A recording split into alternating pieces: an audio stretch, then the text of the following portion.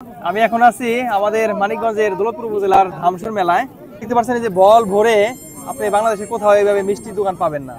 এই গ্রামের এই মেলাতে কিন্তু এরকম আমাদের মানিকগঞ্জে বিক্রি হয়। দেখতে পাচ্ছেন 4 রকমের মিষ্টি আছে। ভালো কোনটা হবে? ভালো চমচম দিই। আচ্ছা দেন, এটা দেন।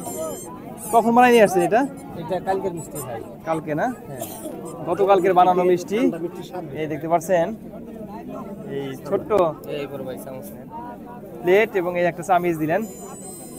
এখন খাবো।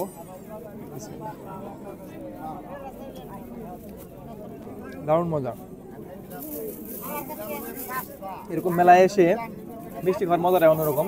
এখানে গ্রামের মেলায় কিন্তু প্রচুর পরিমাণে মিষ্টি বেচাকিনি হয়ে থাকে। কিরকম বিক্রি হচ্ছে ভাই? বিক্রি ভালোই হয় ভাই। কত করে বিক্রি করতেছেন? এটা 220 টাকা, আর এই যে গোল্লা হইলো আপনার হইলো 200 টাকা। আপনারা সব মেলাতেই বিক্রি করেন না?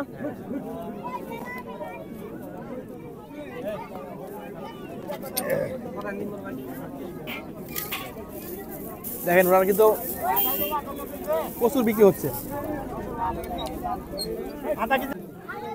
এইটা না ভিন্ন কত নিবি?